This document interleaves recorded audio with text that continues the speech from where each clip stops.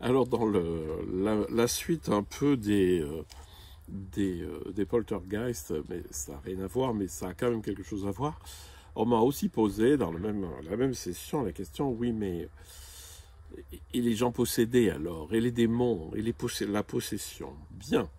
Alors, trions un peu les choses. Euh, donc, quand on parle de possession, d'être possédé, on imagine des esprits, des choses indépendantes de nous, qui nous posséderaient, qui prendraient notre psyché en main. Bien. Alors, depuis très longtemps, quand même, on a compris qu'on pouvait être possédé par des émotions, que ce soit la peur, que ce soit la colère, que ce soit la jalousie, la haine. Vous sentez qu'à un moment donné, on n'est plus maître de nous-mêmes, et on a l'impression que ce qui nous mène, c'est cette espèce d'instance de haine, mais même de joie d'ailleurs, parce que le mot enthousiaste, étymologiquement, c'est être possédé, celui qui est possédé par le Dieu, celui qui est le Dieu enfin, joyeux, quoi, qui nous donne un enthousiasme. Donc l'idée, c'est plutôt lorsque ce n'est plus nous qui avons la barre en main, mais lorsque ce sont nos émotions non maîtrisées, on a l'impression que ce sont elles qui prennent la barre. Et c'est vrai, hein. Je pense que dans votre vie, vous pouvez très très facilement trouver des moments où vous avez été possédé par une émotion.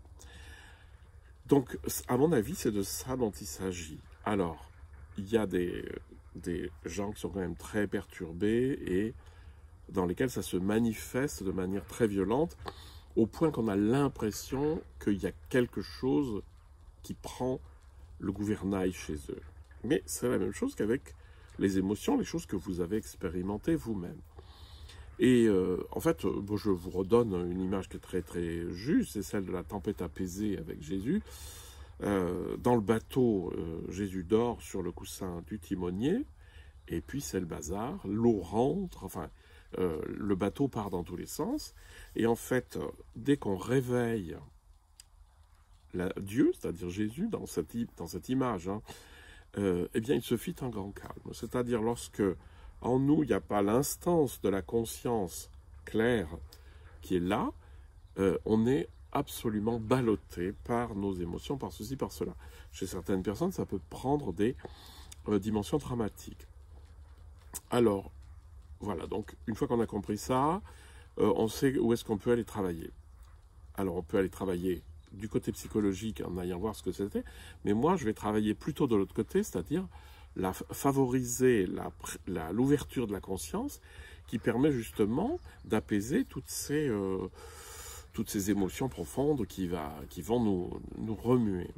Alors, je vais quand même vous citer quelque chose qui est très, très triste, mais à partir du moment où on commence à croire que ce sont des instances extérieures à nous, eh bien, on essaye de les gérer autrement. Une amie à moi était très déprimée.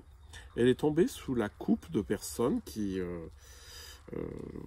d'obédience plutôt évangélique, qui lui ont dit « Ah ben, on va prier pour toi, etc. » Ils ont prié pour elle, ça n'a pas marché, donc ils ont prié un peu plus fort, ça n'a toujours pas marché, elle était toujours aussi déprimée, avec toujours des idées sombres. Et puis, ils ont dit, bon, il faut faire quelque chose, elle est possédée, cette pauvre fille, donc ils ont fait un exorcisme, et puis un autre, etc. Et évidemment, ça ne peut pas marcher, parce que ça ne marche pas, parce que la solution, elle est à l'intérieur. Alors, si, de temps en temps, c'est des actes symboliques, donc des fois que l'acte symbolique agit sur la psyché de la personne, mais pas toujours. Si on considère que ça vient de l'extérieur et que voilà, c'est le médecin qui arrive et qui met un emplâtre sur une plaie et que ça va guérir la plaie, c'est bien, mais c'est pas de ça dont il s'agit.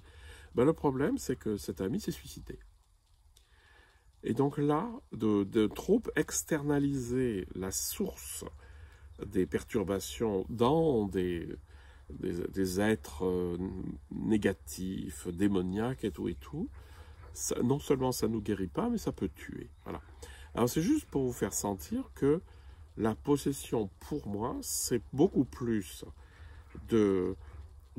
d'être que la psyché soit prise, elle soit saisie par une émotion profonde, et il y a de beaucoup de sortes.